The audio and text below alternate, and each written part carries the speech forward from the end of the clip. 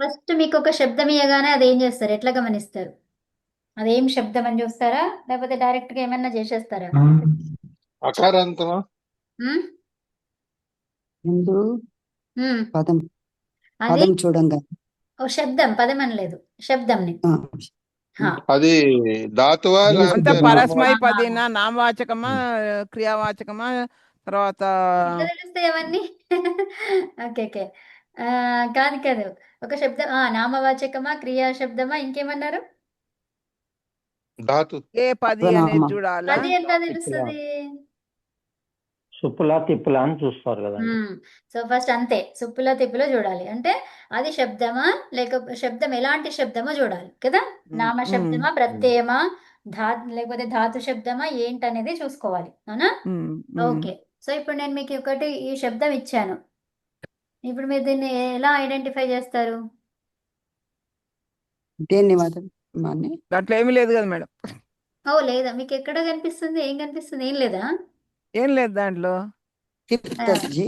Okay okay, మీకు వేరే ఏదో కనిపిస్తుంది. తిప్పుతా ఓకే, గేజ్ చూడండి, ఇది ఓకే. నేను చూపించేది మీకు కనిపించలేదు ఇప్పటి వరకు. కరెక్ట్. అదే అదే. ఓకే. డుపచష్. డుపచష్. దాన్ని చూడగానే ఇప్పుడు మీరు అది ఏమని ఐడెంటిఫై చేస్తారు ఇప్పుడు? మూల శబ్దం. అది మూల ధాతు పదం. అంది. మూల మూల ధాతు ధాతు ఔపదేశిక మూల ధాతు. ధాతు. మూల ధాతువుని మూలధాతు. ఐడెంటిఫై చేస్తారు. ఓకే. ఆ, సో మరి యాక్చువల్గా మనము ధాతువు అంటున్నాం, అవునా? ప్రాతిపదికం అంటున్నాము, తర్వాత ప్రత్యయం అంటున్నాం. సో వాటి అర్థాలు ఏంటివి మరి? అసలు ధాతు అంటే ఏంటి? క్రియా శబ్దాలు కదా, అవునా? ధాతు అంటే క్రియా శబ్దాలు. ఇంకా ఏం చెప్తారు ధాతు అంటే? దాని సూత్రం లాగా ఏం చెప్తారు మీరు? సూత్రాలు తెలియదు మేడం. భువాదయ ధాతువః. ఉహు. భువాదయో ధాతువః. ఇంకా సూత్రం. ఇంకా ధాతు క్రియాయోగే. క్రియాయోగే, ఉత్తమం. ఇంకా అంతే కదా, ధాతు అనేది క్రియాయోగే. తర్వాత మరి ప్రాతిపదికం అంటే ఏంటి? అర్ధవత్ అధాతర అప్రత్యయ ప్రాతిపదికం. అర్థవత్. ఇప్పుడు ధాతు అనేది కూడా అర్థవత్, అర్థమవుతుందా? అది కూడా అర్థవత్ అన్నమాట. ఓకే, అది కూడా అర్థవత్ అనేది ఉండాలి. అంటే ఏంటిది? ఒక అర్థవంతమైంది, ఏదో ఒకటి అర్థం ఉంటేనే కదా అది ధాతు అని చెప్తావు, లేకపోతే ఇది నామం అని చెప్తావు, అవునా? అర్థమే లేకపోతే ఎలా చెప్తావు నువ్వు అది ధాతువా నామమా అనేది? ఎట్లా ఐడెంటిఫై చేస్తావు, అవునా? అర్థవంతమైనదై ఉండాలి, కానీ ప్రాతిపదికం అనేసరికి ఏమై ఉండొద్దు? ధాతువై ఉండొద్దు. ధాతు అయి ఉండకూడదు, ధాతు కావద్దు, తర్వాత ప్రత్యయం ప్రత్యయం కావద్దు. కూడా అయి ఉండకూడదు, ప్రత్యయం కూడా అయి ఉండకూడదు. ప్రత్యయం కూడా అవ్వద్దు అనమాట. సో అప్పుడు దాన్ని ప్రాతిపదికం అన్నాం. అట్లాగే ధాతువుకి చెప్పండి, ఏం చెప్తారు? అర్థవంతమైనదై ఉండాలి, ఇంకా అర్థమై అప్రాతిపదిక ప్రాతిపదికం అప్రత్యయం. ప్రత్యయం ఉండకూడదు. అప్రత్యయం. అంతే, అర్థమైందా? అది ప్రత్యయం కానిది, ప్రాతిపదికం కానిది, కానిది. అది అది ధాతువు. అర్థమైంది కదా? కొత్త సూత్రం రాసామమ్మా మనం. అంతే. అంతే, ఒకటి చెప్పారు భగవాన్ మహర్షి పాణిని అని అంటే, ఒకటి చెప్పారు అంటే ఇంకొకటి ఏమని అర్థము? మన తెలివితేటలతో చెప్పాలి అని అర్థం అక్కడ, అవునా? అదే ఏషే అదే. ప్రథమ అంటారు. అంటే ఏంటి? మిగతా అన్ని కూడా అవసరం లేదు అక్కడ, అదేంటి అనేది తెలిసిపోతుంది అక్కడ కదా, అవునా కదా? అవునమ్మా. అది ఉత్తమం. అమ్మ ధాతు అర్ధ అర్ధ సహితంగా ఉండాలి, ఆ, అధాతువు అప్రత్యయమై ఉండాలి. అంతే అండి, సూపర్. ఓకే. సూపర్. తర్వాత ప్రత్యయం. మరి ప్రత్యయం అంటే ఏంటి? ఏమన్నారు? ప్రత్యయతే ఇది విధీయతే ప్రత్యయః. ప్రత్యయతే అంటే ఏంటిది? ప్రతీయతే. ప్రతీయతే, ప్రతీయతే. ప్రత్యేకత. ప్రతీయతే విధీయతే ఇది ప్రత్యయ. అంటే ఏంటి మరి? అదే విధించేది ధాతువులకి, తర్వాత ఉమ్, వీటికి ప్రాతిపదికలకి విధిస్తారు ప్రత్యయాన్ని. మరి ప్రతీయతే అందుకని ఏంటి?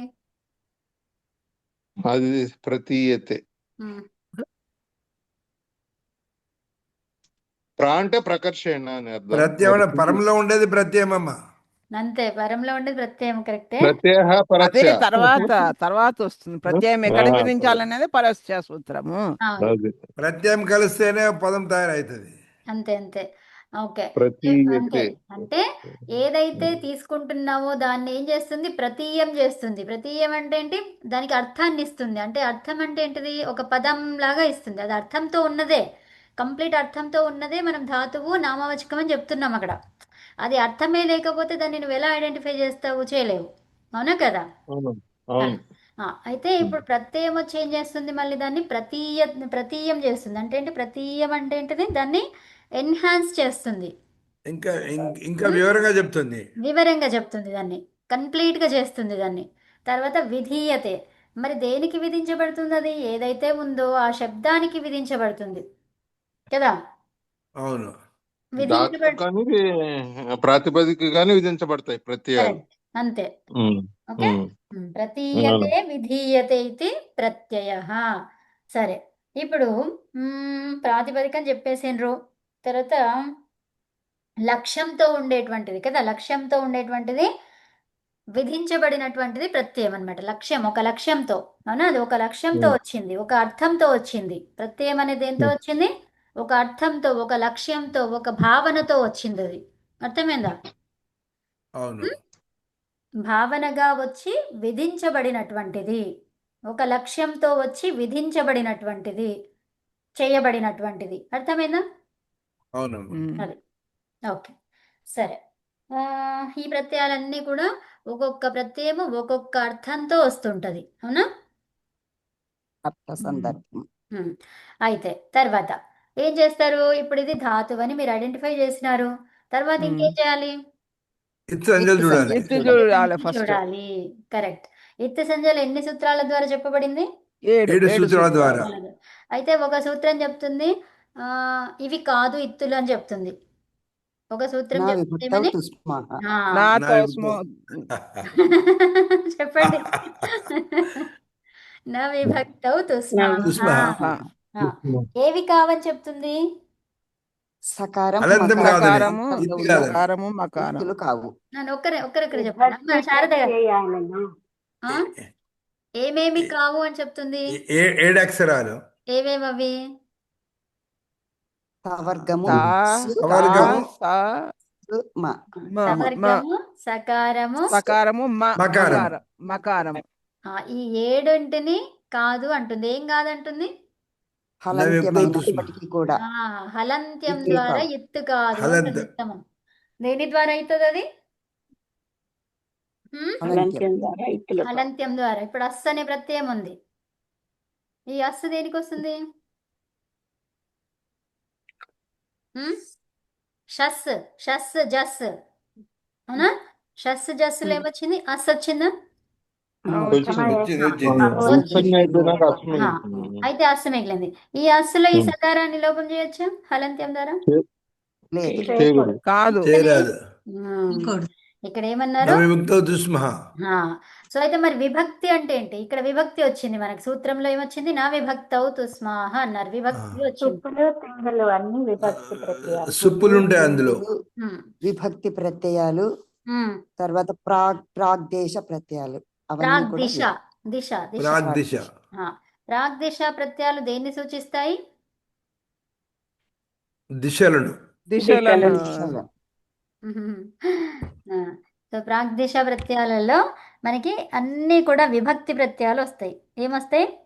విభక్తి ప్రత్యయాలు. విభక్తి ప్రత్యయాలు. ఒక్కొక్క విభక్తిది వస్తూ ఉంటుంది అనమాట. అర్థమైనా? ఇప్పుడు తహ అనేది ఏ విభక్తి ప్రత్యయం? అది తప్రత్యయం. అమ్మ అట్లా కాదు, ఏ విభక్తి అన్నాను నేను. తహ అంటే షష్ఠి షష్ఠీ విభక్తి. నుండి. నుండి ఏంటిది? అమ్మా పంచమి. తృతీయ అమ్మా. తృతీయ. పంచమి. పంచమి. పంచమి. అవును అవును. పంచమి. గృహతః, గృహతః అంటున్నాం. అంటే ఏంటి? గృహము గృహం నుండి. గృహము నుండి. పంచమి షష్ఠి.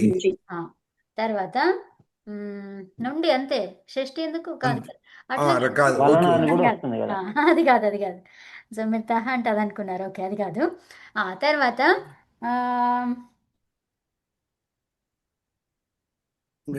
ఏమి రక్త చూడలేదు, కేవలం వింటున్నాం అంతే.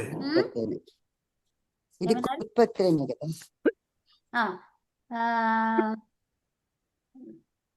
ఒక్క నిమిషం. కృత్ ప్రత్యయమా? ఏది కృత్ ప్రత్యయం? సుప్పు ప్రత్యయం. సుప్పు ప్రత్యయమా? విభ ఆ, అది కాదు తస్సిల్ ప్రత్యయం ఇది. అయితే వినండి, ఏమన్నాం మనము ఏమన్నాం ఇప్పుడు? నా విభక్తోతు స్మ ఏమన్నాం? ప్రాగ్దిశ. ప్రాగ్దిశ ప్రాగ్దిశ ప్రత్యయాలు ఏంటివి? అవన్నీ కూడా విభక్తి ప్రత్యయాలు, అవునా? విభక్తి. విభక్తి ప్రత్యయాలు. సో విభక్తి ప్రత్యయాల్లో తసిల్, త్రల్ ఇవన్నీ వస్తున్నాయా? సో ఇవి తసిల్లో ఏం మిగిలింది? తసిల్ ఏం మిగిలింది? తస్. తస్ మిగిలింది. తస్ మిగిలితే ఇప్పుడు అది ఏమైంది? తస్సులో సకారం ఇది అట్లే విభక్తి. ఉంటుంది. లోపం ఎందుకు? చేయనికి రాదు. ఎందుకు? విభక్తి ప్రత్యయం కాబట్టి. వినండి, విభక్తి ప్రత్యయం కాబట్టి. అట్లనే అన్నిట్లలో ఉండదు. ఎక్కడ ఉంటది? విభక్తి ప్రత్యయాలలోనే ఉంటది. అదే విభక్తి ప్రత్యయాలని చెప్పిన వాటికి మాత్రమే ఉంటది, అవునా? ఓహో, అవే లోపం చేయకూడదు. అది. సో విభక్తి ప్రత్యయం కాకుండా జస్ట్ సకారం దేంట్లోనో వచ్చింది, వేరే ప్రత్యయంలో తద్ధిత ప్రత్యయాలలో వచ్చింది. ఓకే, సో అప్పుడు ఏం చేస్తారు? లోపం చేస్తాం. అంతే. అది అర్థమైనా? విభక్తి ప్రత్యయాలు 3 చోట్లనే ఉంటాయి. ఏవవి? సుప్పులు, తింగులు, ప్రాగ్దిశ. ఈ ప్రాగ్దిశ ప్రత్యయాలు ఎన్ని సూత్రాల ద్వారా చెప్పారు? సార్ మేడం మళ్ళీ ఒకసారి చెప్పండి. విభక్తి 12 ప్రత్యయాలు సూత్రాలు. అంతే. ఏంటమ్మా? మేడం విభక్తి ప్రత్యయాలు ఎక్కడెక్కడ వస్తాయన్నారు? సుప్పులు, తింగులు మీకు తెలుసు కదా, అది ఇంకోటి తెలుసు. ప్రాగ్దిశ. ఓకే. అంటే సో ఇప్పుడు ప్రాగ్దిశ ప్రత్యయాలు ఏంటో ఒక్కసారి కొంచెం ఒక 2 నిమిషాలు చూపిస్తాను.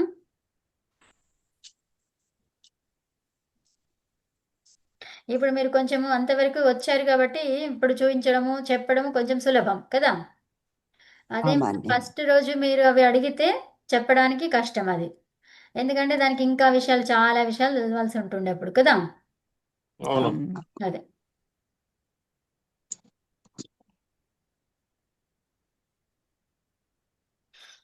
ఇక్కడ మీకు కనిపిస్తుందా? లేదు కదా, షేర్ అయితే లేదు. లేదు కనిపించదు. Okay, stop share. ఇక్కడ ప్రాగ్దిశో విభక్తి, ఇది 5వ అధ్యాయంలో 3వ పాదంలో 1వ సూత్రం. ఓకే, అక్కడ నుంచి ఇది అధికార సూత్రం. ఎంతవరకు ఉంది చూడండి. ప్రాగ్దిశ విభక్తి ఎంతవరకు ఉంది? 5వ అధ్యాయము 3వ పాదము 26 ఇది యావత్. ఎంతవరకు? ఎన్ని సూత్రాలు? 25 సూత్రాలు, అవునా?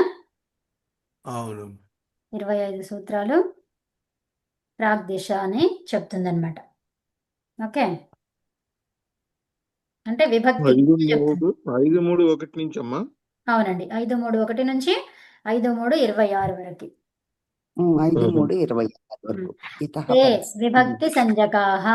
సో అవన్నీ కూడా విభక్తి అని చెప్తుంది అనమాట. కాబట్టి అవన్నిట్లో కూడా ఏమేమి తీయరాదు? వాటిని లోపం చేయకూడదు. ఇబ్బంది రాదు. ఇవి లేదు. హలంత్యం ద్వారా ఇత్ సంజ వస్తుంది, కానీ ఇది నిషేధ సూత్రం, అవునా? అవును. ఓకే, కార్యం జరగదు అక్కడ. అవునండి. సో అయితే ఇక్కడ చూడండి, పంచమ్య త్రసిల్ ఏంటిది? పంచమి విభక్తి చెప్తుంది ఇది. ఓకే, తర్వాత సప్తమ్య త్రసిల్, తసిల్, సప్తమ్య తసిల్. అర్థమవుతుందా? సో ఇక్కడ ఇవన్నీ కూడా ప్రాగ్దిశ అంటే సప్తమి. సప్తమి ఏంటిది? విభక్తి. ఓకే, సప్తమి విభక్తి. తర్వాత ఇక్కడ ఏం చెప్తున్నారు? ఒక నిమిషం అవ్వండి. తర్వాత ఇక్కడ ఇదేంటి? ఇదమో హహ. ఇదమో హహ అంటే ఏంటిది? ఇదం అనేది శబ్దం. ఓకే, సో దాంట్లో ఇదం అనే శబ్దం వచ్చింది అంటే దానికి ఏం ప్రత్యయం ఉంటుంది? ప్రత్యయాలు ఉంటాయా లేవా? ఏముంటాయి? విభక్తి ప్రత్యయాలు, అవునా? సో దానికి ఇదం అనే శబ్దానికి హ అనేది వస్తుంది అని చెప్తున్నారు. అర్థమైందా? సో ఇదం ఇక్కడ ఏంటిది? సర్వాదిగణే విద్యమానేభ్య. సర్వాదిగణాలు ఏమేమి వస్తాయి చెప్తారా? సర్వనామాలన్నీ వస్తాయి. ఇంకా ఏకా, ద్వి ఏమో ఉన్నాయి కదా నంబర్స్ కూడా, ఆ నంబర్స్ వస్తాయి. ఓకే, సో ఇవన్నీ కూడా సప్తమ్యంతాత్. ఏంటి? సప్తమ్యంత, సప్తమి అర్థాన్ని ఇస్తుంది. కాబట్టి దాన్ని ఏమన్నాం? విభక్తి ప్రత్యయం అన్నామా? ఓకే, తర్వాత ఇదం శబ్దం సప్తమి విభక్తి ప్రత్యయాన్ని ఇస్తుంది, విభక్తి అర్థాన్ని ఇస్తుంది. కాబట్టి అది విభక్తి, అవునా? తర్వాత కిమ్, అది కూడా సప్తమి విభక్తి, అవునా? ఇవన్నీ ప్రాగ్దిశ ప్రత్యయాలన్నీ ఏముంటాయి? విభక్తులు ఉంటాయి. సో కాబట్టి ఏమన్నారు? అన్ని సప్తమి, పంచమి అవే ఉంటాయి అన్నమాట. అర్థమైనా? ఓకే, సో కాబట్టి వాటిని ఏమన్నారు? పంచమి, సప్తమి విభక్తి. కాబట్టి దాన్ని విభక్తి ప్రత్యయం అన్నాం. అర్థమైనా?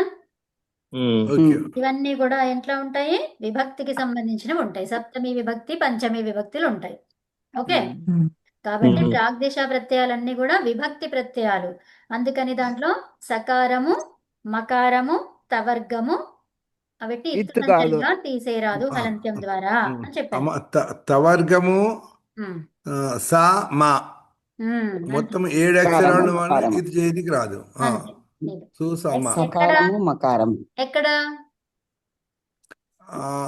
అంతములు ప్రాగ్దిశ హలంతములు ప్రత్యయాలలో కాదు, విభక్తి విభక్తి విభక్తి అని ప్రతి ప్రత్యయాలు ప్రత్యయాలలో విభక్తి అని ఎక్కడెక్కడైతే పేరు పెట్టారో వాటికి, అర్థమైందా? విభక్తి.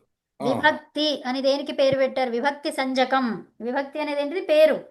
ఓకే, ఒక పేరు. సో దేనికి విభక్తి అని పేరు పెట్టారో వాటిలో ఉన్నటువంటి వీటిని తీసేయరాదు హలంత్యం ద్వారా. అంతే. అర్థమైనా? సో మరి విభక్తి అని వేటికి వేటికి పేర్లు పెట్టారు? మూడింటికి చెప్పులు పెట్టారు. పింగులు ప్రాగ్దిశ. అంతే. అర్థమైనా? మ్మ్. మరి ప్రాగ్దిశాలలో ఏమేమి వస్తాయి? పంచమి, పంచమి పంచమి, సప్తమి సప్తమి. సప్తమి. సప్తమి. పంచమి, సప్తమి. అంతే. పంచమి సప్తమి అంతే. ఇంకా మిగతా అన్ని మీకు తెలుసు, అవునా?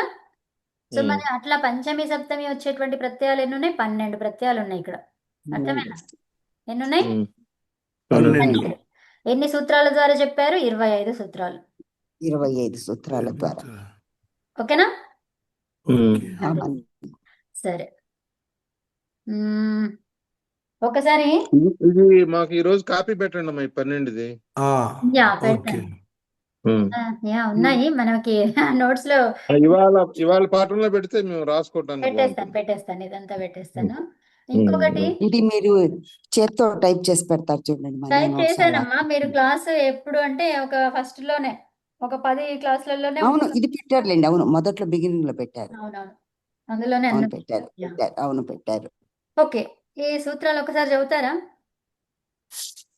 యాక్చువల్గా ఈ ఏంటి? సూత్రాలు వద్దులే, ఇప్పుడు మనకి వచ్చినటువంటి రూపంలో వచ్చిన సూత్రాలే చెప్పండి. ఎవరైనా చదువుతారా మొత్తం ఉన్నాయి? ఓకే.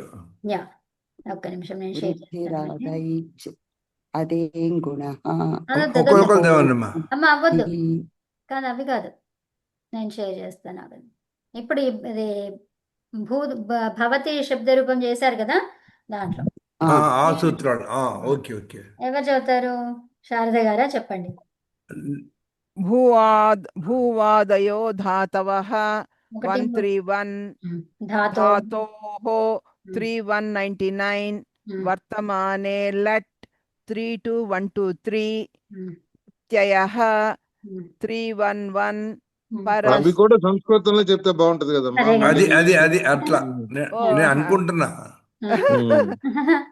312 అది కొంచెం ఆలోచించాలి. హలంత్యం 133 ఉపదేశే జనునాసిక ఇత్ 132 తస్య లోపః 139 అదర్శనం లోపః 1159 లస్య 3477 తిప్ థిస్ ఝీస్తి స్థిప్ స్థా. అది సరిగా కంటిన్యూస్ చదవని రాదు మేడం, ఇది నాకు. అదే నేను చెప్పిస్తాను, వినండి. ఓకే. తిప్తస్జి, తిప్తస్జి సిప్తజి సిప్తస్థ, సిప్తస్థ మిబ్వస్మస్, మిబ్వస్మస్ తాతాంఝ తాసాంభా మింగ్ వహింగ్ మహింగ్. చెప్పండి. 3 తప్ప మేడం? కొంచెం పోయింది ఇక్కడ. యా, ఇట్స్ ఓకే, చెప్పండి అమ్మా. 3478 తాతాంఝ తాతాంఝ థాసాథాం తాసాధ్వాం థాం థాసాథాం తాసాత్వాం త్వాం కాదు, థాం. థాం త్వాం తాసాథాం థాసాథాం ధ్వమిడ్వహి మహింగ్. అంటే యాక్చువల్లీ నేనేమనుకున్నా అంటే ధ్వమ్ మధ్యం పురుష ఇది వస్తుంది కదా అని అది కలిపి చదివినాను మేడం. భగవచనం. కరెక్టే. మీరు ఇది కంప్లీట్ గా చదవడానికి ప్రయత్నిస్తున్నారా లేదా? అవును మేడం. అందుకని ఇక్కడ ఆగండి. Okay madam. ఓకే, ఇంతవరకు ఆగి ఇడువహి మహింగ్ అని చదవండి. అప్పుడు ఓకే. కంప్లీట్ గా ఒకసారి చదవండి అట్లా. ఓకే. తాతాం ఝ థాసాథాం తాతాం ఝథా సాథాం ధ్వమిడ్ వహి మహింగ్. ధ్వమిడ్ వహి మహింగ్ ఇప్పుడంతా కలిపి చదవండి. తాతాం ఝ తాసాం తాసాం త్వాం. ఆగండి ఆగండి, అవుతుంది. ఇప్పుడు నేను చెప్తాను, మళ్ళీ సగం సగమే చెప్పండి. ఓకే. తాతాం ఝతా సాథాం. తాతాం ఝతా సాథాం. అదే 2 సార్లునండి. తాతాం ఝతా సాథాం. తాసాం ఝతా సాథాం. తాతాం ఝ. తాతాం ఝతా థాతా థాసాథాం. ధ్వమిడ్ వహి మహింగ్. ధ్వమిడ్ వహి మహింగ్. ధ్వమిడ్ వహి మహింగ్. మళ్ళీ మెల్లగా చెప్పండి. ధ్వమిడ్ వహి మహింగ్. ధ్వమిడ్ వహి మహింగ్. ఇంకోసారి. ధ్వమిడ్ వహి మహింగ్. ఇప్పుడు మొత్తం కలిపి చెప్పండి. తాతాం ఝథా సాథాం ధ్వమిడ్ వహి మహింగ్. ఒక్క నిమిషం. తాతాం ఝథా సాథాం ధ్వమిడ్ వహి మహింగ్. వచ్చిందా? వచ్చింది మేడం. అదే. ఓకే. ప్రాక్టీస్ చేయాలి కొంచెం. అంతే. 3 4 78. తింగస్త్రీణి త్రీణి ప్రథమ మధ్యమోత్తమాః. 3 4 101. తన్యై 1 4. సారీ 1 4 101. 1 4 101. తాన్యేకవచన ద్వివచన బహువచనాన్యేకశః. 1 4 102. ఇక్కడ ఏముంది? బహువచనాన్యేకశః అంటే దాన్ని విడదీస్తే ఎట్లా వస్తుంది అక్కడ? బహువచన అన్య ఏకాశః. కాదు. ఇంకెవరు? బహువచనాని ఏకశః. ఉత్తమం. బహువచనాన్ని ఏకశః. ఏకశః అంటే ఏంటమ్మా? క్రమముగా క్రమముగా. ఉత్తమం. క్రమముగా. ఒక పంక్తిలో ఒక అందరూ రోలో. మీరంతా కలిసి బాగా చెప్తున్నారు. ఓకే, ఉత్తమం. చెప్పండి. దేశే ప్రథమః. 1 4 108. అమ్మా దీని 1 4 1 అంటే సంవత్సరాలు అంటే చెప్పాలి, చెప్పండి ఒకసారి. ఏక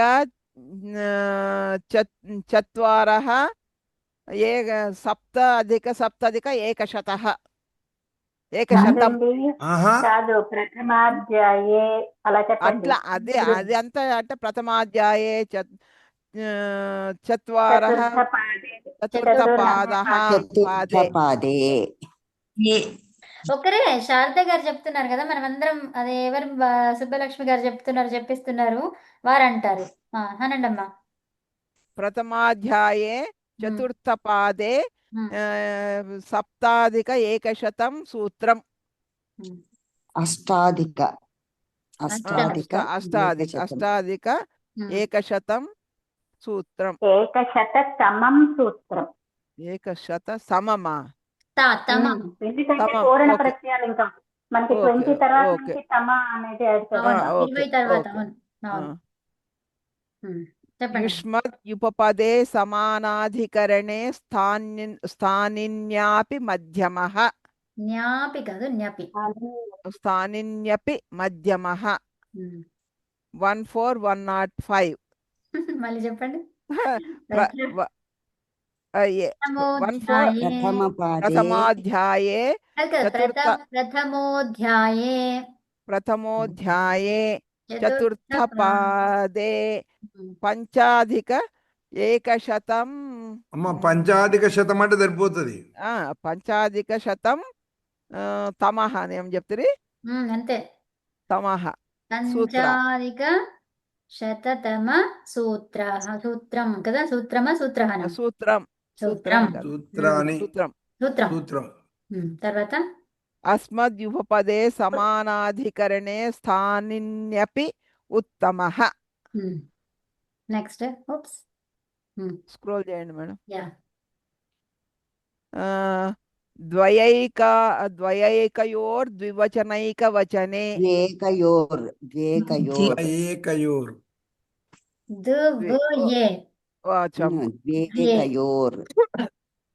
ద్వేకయోర్ద్వివచనైకవచనే.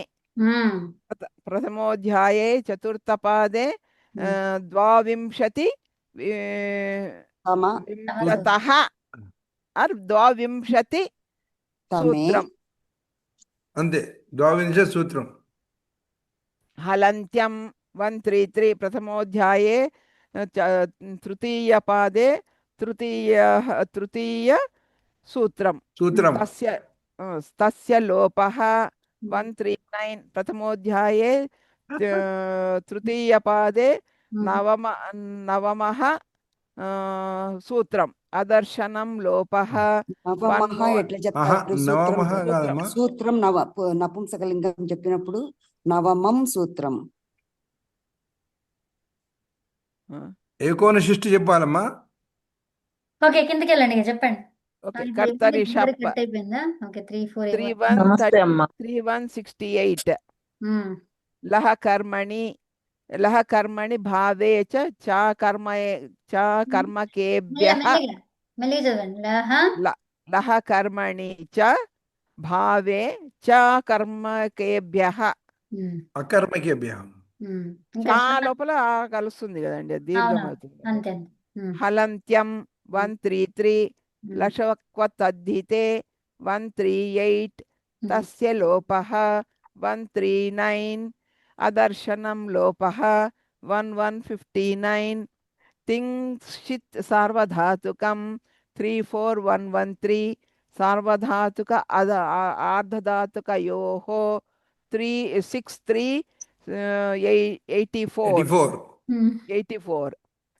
ఏచో యవాయావః 6178. సో ఇప్పుడు ఈ సూత్రాలన్నిటిలో మీకు ఒక్క సూత్రం దాని నంబర్ గుర్తుందో చెప్పండి, ఏది గుర్తుందో? ప్రత్యయ పరస్య తెలుసు మేడం. 311 312. Okay, good. ఉత్తమం. తస్యలోపః 139. 131. 139. Okay, good. ఇంకా ఇంకెవరికైనా ఏమైనా తెలుసా? భూవాలయదాత 131. ఏచో యవాయావః 116 అదర్శనం లోపః. ఉత్తమం. Okay, good. ఏచో యవాయావః. చెప్పండి. ఉపదేశే అజరణాస్కైత్ 132. గుడ్. యా. ఇంకా హలంత్యం ఏమొస్తుంది దాని పక్కదే? 131. 133. 133. అంతే. ఓ ప్రత్యయ అదర్శనం లోపః 134. Okay, good. ఇంకా ఎవరైనా చెప్తారా? మరి బట్టి పట్టాల్సిందే మా సూత్ర సంఖ్యలు. యాక్చువల్గా నేను ఒకటి అడుగుతాను, ఒక సూత్రం గురించి మీరు చెప్పాలి. ఇప్పుడు చెప్తారా? చెప్తామమ్మా. ఓకే. తింగషిత్ సార్వధాతుకం. ముని గారు, తింగషిత్ సార్వధాతుకం ఆ సూత్రం ఏం చెప్తుంది? తింగులు షిత్తులు కలిస్తేనే దాన్ని సార్వధాతుకం అంటారు. కలిస్తే కాదు, తింగు ప్రత్యయ తింగు షిత్తులను కలిపి తింగులు షిత్తులను కలిపి కల్పన కలే రెండు తింగు కామా తింగు షిప్ సార్వధాతుకం రెండింటి తింగు షిత్ సార్వధాతుకం అంటే సార్వధాతుకంలో తింగు షిత్తులు ఉంటాయమ్మా. ఆగండి, వారిని చెప్పనియండి. ఆగండి, చెప్పండి ముని గారు. సార్వధాతుకం లోపల తింగులు షిత్తులు ఉంటాయి తెలుసుకున్నాం. అంతే. అది సార్వధాతుక సంజ్ఞ వచ్చింది కదా అక్కడ కదా. సార్వధాతుకం అంటే ఏంటో చెప్పారు కదా. ఉత్తమం. అంతే. ఓకే. ఇంకొకరు తృతీయ పాద చతుర్థ అధ్యాయ 13 ఏమంటారు? త్రయోదశ శతం. అధిక శతం. త్రయోదశ అధిక శతం సూత్రం. సరే, సో నంబర్ చెప్పడం వచ్చింది, తర్వాత దాన్ని ఎలా చేయాలి అనేది తర్వాత విషయం. ఓకే, సో నంబర్ చెప్పడం చాలు. ఉత్తమం. ఓకే. ఇంకా లషక్వతద్ధితే ఇంకెవరు చెప్తారు? ఒక్క నిమిషం. ఉమేష్ గారు మీరు చెప్తారా? ఉన్నారా? अस्मि కాస్త వదతు. हलन्त्यं హలంత్యం వా వదతు. హలంత్యం ఇత్యుక్తే हलन्त्यम् एकं त्रीणि लशक्वतद्धिते. హలంత్యం కిం వదతి? హలంత్యస్య అర్థం కిం ఇత్యుక్తే కిం? హలంత్యం సూత్రం కిం? अन्तिमे हल् भवति चेत् तद् हलन्त्यम् इति उच्यन्ते. हा इत् संज्ञा अन्तिमे इत्संज्ञकः इत्संज्ञकः हा तद् इत्संज्ञकः हल् इत्युक्ते इत्संज्ञकः इत्संज्ञः लोपः भविष्यति सः इत्संज्ञकः उत्तमम् हा। उत्तमम् लषक्पतद्धिते एकं त्रीणि अष्ट अष्ट एकं तत् त्रीणि सूत्रं अष्ट किं वदति लषक्पतद् तत् सूत्रं किं वदति सप्तवर्णानां हलन्त्यम् इति उच्यन्ते न हलन्त्यं न हलन्त्यं न हा। इत्संज्ञकः इत्संज्ञकाः एतेषु किम् अस्ति स- लकार शकार लकार शकार कवर्ग कवर्ग कवर्ग सर्वं पञ्च अक्षराणि पञ्च न मिलित्वा सप्त कवर्ग पञ्च कवर्ग पञ्चवर्णाः श ल मिलित्वा सप्तवर्णाः संज्ञकाः भवन्ति एते लोपाः भवन्ति उत्तमम् एकं त्रीणि अष्ट तस्य लोपः एकं त्रीणि नव संख्या तस्य लोपः कस्य लोपः तत्र कस्य लोपः इति इत्संज्ञकस्य लोपः संज्ञकानां लोपः संज्ञकाः लोपाः भविष्यन्ति अदर्शनं लोपः अदर्शनम् इत्युक्ते नष्टः इत्यपि सर्वम् अदर्शनम् अंतर्धानं भविष्यति नष्टः न ఏమంటాం దాన్ని తెరమ దర్శనం అదర్శనం అదర్శనం अदर्शनं भवति नष्टं न किन्तु भवति न पश्यति नष्टं न भवति। न दृश्यन्ते हैड् भवति हैड् इव హైడ్ తెర మధ్య ఆంగ్లमध्ये మేడం hide. ఒక్క డౌట్ మేడం ఇప్పుడు కొంచెం పైకి స్క్రోల్ చేయండి ఒక్క నిమిషం ఇప్పుడు పెట్టింది ఇప్పుడు భూషప్తి అన్నది దానికి వచ్చే సూత్రాలే కదా మేడం పా హలంత్యము షా లషక్వ తద్దితే దానికి ఎక్స్ప్లెనేషన్ తస్య లోపః అదర్శనం అదే కదా దానికి అప్లై అయ్యేది ఇక్కడ ఈ విషయం అది అయ్యింది జరిగింది కాబట్టి కింద ఇది వచ్చింది అంతే అవును అంతే కదా మేడం అంతే అంతే ఈ స్టెప్ లోపల వచ్చే సూత్రాలు ఇవి ఇక్కడ ఇది ఉంది కదా దీంట్లో ఉన్న విషయం ఏంటి వాటిని ఏం చేస్తున్నామో ఇక్కడ చెప్తున్నాం అనమాట తర్వాత అక్కడ మిగిలిన సంగతి ఇక్కడ రాస్తున్నాం మళ్ళీ ఏం జరుగుతుంది